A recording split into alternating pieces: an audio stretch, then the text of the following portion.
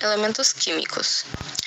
É um agrupamento de átomos com o mesmo número atômico, sendo isso a mesma quantidade de prótons. Sobre eles, atualmente temos 118 elementos químicos, que estão postos na tabela periódica, distribuídos e organizados de tal forma, onde 92 são naturais e 26 artificiais.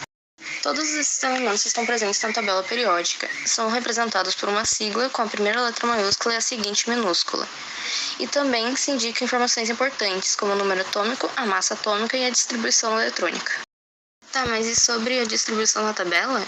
Bem, isso a gente vai falar um pouco mais à frente. Primeiro, vamos ver sobre a sua história e um pouquinho mais sobre ela. Tudo começa no século XIX, por volta de 1829, quando os químicos da época decidiram organizar de alguma forma os elementos conhecidos até então, sendo apenas 30 elementos, utilizando as características que adquiriram, sendo elas a densidade, massa atômica, reatividade, ponto de fusão, ponto de ebulição e estado físico. O primeiro químico a tentar organizar os elementos foi Lavoisier. Em seguida temos Dobereiner, Chancois, Newlands, Mayer, Mendeleev, Moseley e por último C.A. Borge. Um pouquinho antes de tudo, Anthony Lavoisier, em 1789, organizou uma lista de 33 elementos divididos em conjuntos de substâncias, classificadas como simples, metálicas, não metálicas e terrosas. Porém, este modelo foi considerado incompleto, pois faltava estabelecer uma propriedade que os diferenciasse.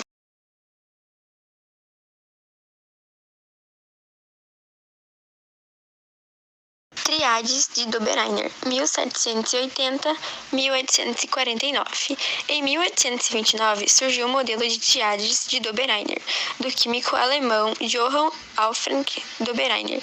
Os elementos foram organizados em grupos de 3 e cada trio apresentava elementos que possuíam características químicas semelhantes. Como problema foi que as semelhanças foram vistas, à época, como mera coincidência, e assim o modelo não ganhou força. Aqui vemos o modelo de Johann Dobereiner, 1829. Elemento lítio, 6,9, massa atômica. Elemento sódio, 23, massa atômica. Potássio, 39. Parafuso telúrico de Chancortois, 1820-1876. No ano de 1862, o geólogo e mineralogista francês Alexandre Chancois resolveu propor uma organização dos elementos químicos, conhecidos na época para facilitar a aplicação deles na mineralogia. Essa tabela foi denominada de parafuso telúrico. Chancortois propôs que as propriedades dos elementos eram as propriedades dos números e observou que essas se repetiam de 7 em 7 elementos. Usando essa representação, pode prever a estequiometria de vários oxídios metálicos. Aqui podemos ver o modelo de Chancortois. Newlands e a Lei de Oitavos. John Newlands, em 1865, trouxe a proposta de Lei de Oitavos, organizado com grupos de 8 elementos agrupados de 7 em 7, em ordem crescente da massa atômica. Pôs o nome de Lei de Oitavos porque percebeu que as características se repetiam de 7 em 7, como as notas musicais Dó, Ré, Mi, Fá, Sol, Lá, Si. Aqui podemos observar o modelo de John Newlands. Julius Mayer, 1830-1895. Mayer, em 1869, mostrou uma relação de periodicidade entre volume atômico e massa atômica, traçando um gráfico dessas propriedades. Após isso, ele mostra a mesma relação de periodicidade de outras propriedades dos elementos, em função da massa atômica.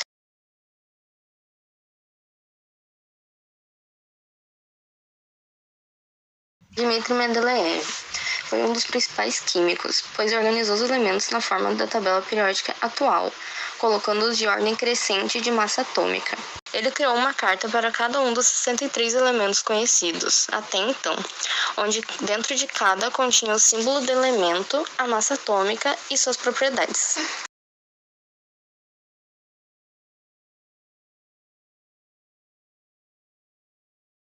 Henri Moseley montou em 1913 a tabela dos padrões que são ajustados até os dias de hoje, elementos distintos de acordo com os mesmos elementos, mas com elementos de configuração diferentes, mantendo uma organização crescente de números semelhantes, mas alinhados com os mesmos elementos.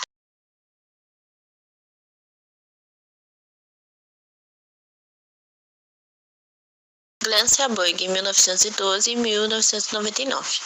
O químico Glanzia-Burg, em 1940, realizou pesquisas sobre os elementos transurânicos, cujo número atômico 92 e as reações maiores em pilhas atômicas. Dentre os feitos de Glanzia-Burg está a organização da série dos actinídeos.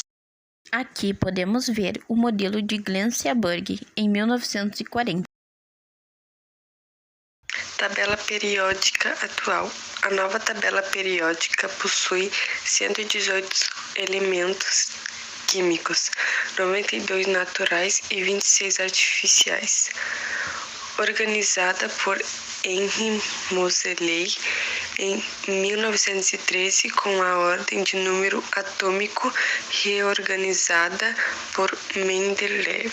Cada quadrado especifica o nome do elemento químico, seu símbolo e seu número atômico. Organização. Os chamados períodos são linhas horizontais numeradas, que apresentam elementos com o mesmo número de chamadas eletrônicas. Utilizando 7 períodos. 1 período, 2 elementos. 2 período, 8 elementos. 3 período, 8 elementos. 4 período, 18 elementos. 5º período, 18 elementos, 6 período, 32 elementos e 7 período, 32 elementos. Com a organização dos períodos da tabela, algumas linhas horizontais se tornariam muito extensas. Por isso é comum representar a série das lantanídeas e a série das acitinídeos a parte dos demais. O grupo anteriormente chamado de família são as colunas verticais, onde os elementos possuem o mesmo número de elétrons na camada mais externa, ou seja, na camada de valência. Ao todo, 18 grupos formam a tabela periódica. Muitos elementos desse grupo estão relacionados de acordo com suas propriedades químicas. São eles: Grupo 1, família 1A, metais alcalinos, lítio, sódio, potássio, rubídio, césio e francio. Grupo 2, metais alcalino, terrosos, berílio, magnésio, cálcio, estrôncio, bário e rádio. Grupo 13, família do boro, boro, alumínio, galio, índio, talio e ninhônio. Família 14, família do carbono, carbono, silício, germânio, estanho, chumbo e fleróvio. Grupo 15, família do nitrogênio, nitrogênio, fósforo, arsênio, antimônio, bismuto e moscovite. Grupo 16, calcogênios, oxigênio, enxofre, selênio, telúrio, polônio, livermário. Grupo 17, halogênios, fluor, cloro, bromo, iodo, astato e tenécino.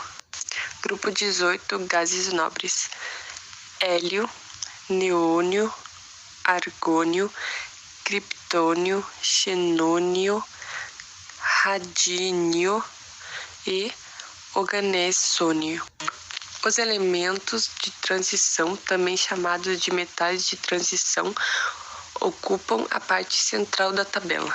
Grupo 11, cobre, prata, ouro e retinégio.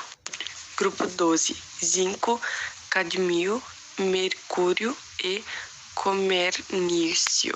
Grupo 3, escádio, ítrio, sério de lantanídeos e actinídeos.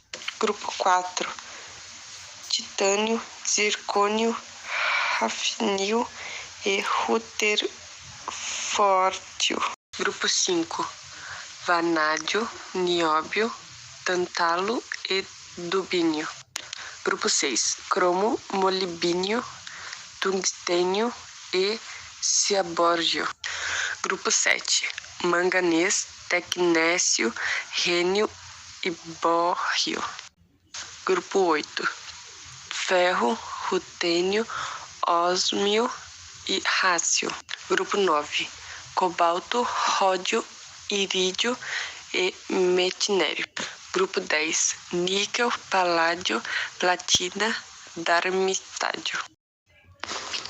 A distribuição eletrônica é a maneira em que os elétrons estão distribuídos em um determinado átomo. A organização dos elétrons em níveis e subníveis de energia ocorreu após o modelo atômico de Rutherford-Bohr. Nesse modelo, o átomo apresenta nêutrons e prótons no núcleo, enquanto os elétrons estão numa nuvem chamada de eletrosfera, que apresenta diferentes camadas eletrônicas com valores distintos de energia. Atualmente, existem 7 camadas eletrônicas denominadas de K, L, M, N, O, P, Q, que constituem os níveis 1, 2, 3, 4, 5, 6 e 7 de energia, respectivamente. Cada camada pode conter um número máximo específico de elétrons, e conforme se afasta do núcleo do átomo, maior é a energia dos elétrons presentes nela. Além disso, em cada camada ou nível de energia, os elétrons estão dispostos em subcamadas ou subníveis de energia. São identificados pelas letras S, P, D, F e apresentam ordem crescente de energia, respectivamente. Assim como as camadas eletrônicas, cada subnível pode conter um número máximo de elétrons. Por meio da distribuição eletrônica, pode-se determinar o número de elétrons no subnível mais energético e o número de elétrons na camada mais externa.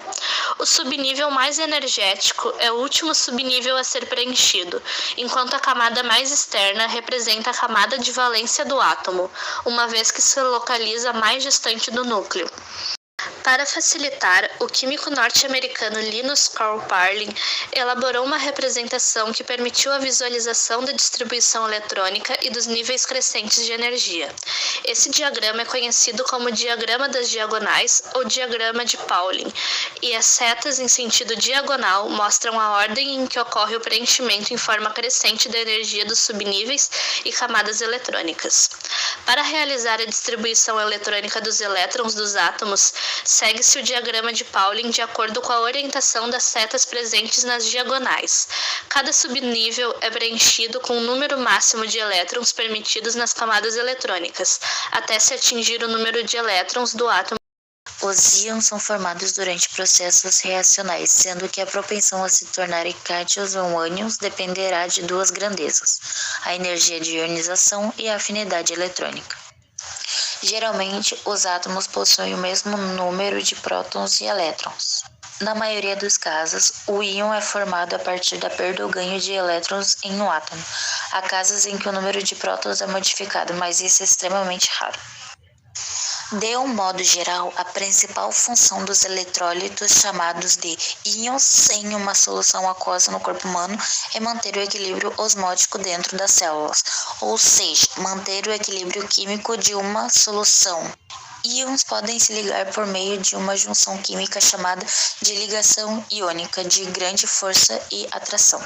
As propriedades periódicas são características ou tendências que certos elementos químicos podem revelar segundo a sua posição na tabela periódica e ocorrem à medida que o número atômico de um elemento químico aumenta, ou seja, assume valores que crescem e descrescem em cada período da tabela. As principais propriedades periódicas químicas são raio atômico, energia de ionização, eletronegatividade, eletropositividade e eletroafinidade. Raio atômico pode ser definido como a metade da distância entre os núcleos de dois átomos de um mesmo elemento químico, sem estarem ligados e assumindo os átomos como esferas. Na tabela periódica, o raio atômico aumenta de cima para baixo e da direita para a esquerda. Potencial de ionização é a energia mínima necessária para remover um elétron de um átomo ou íon no estado gasoso. Esse elétron é sempre retirado da última camada eletrônica, que é a mais externa e é conhecida como camada de valência. Eletronegatividade representa a tendência que um átomo tende a atrair elétrons para si em uma ligação química covalente em uma molécula isolada. Foi observado que, conforme o raio aumentava, menor era a atração do núcleo pelos elétrons compartilhados na camada de valência. Por isso, a eletronegatividade também aumenta no sentido contrário ao aumento do raio atômico, sendo que varia na tabela periódica de baixo para cima e da esquerda para a direita. A eletronegatividade é definida como uma medida de habilidade de um átomo em uma molécula de atrair elétrons para si. Esse parâmetro foi proposto por Linus Pauling na década de 1930 e permitiu decidir se uma ligação é polar, qual átomo tem carga parcial negativa ou positiva e se uma ligação é mais polar que a outra. A eletronegatividade aumenta da esquerda para a direita ao longo de um período e diminui de grupo abaixo, ou seja, o oposto da tendência observada para o caráter metálico.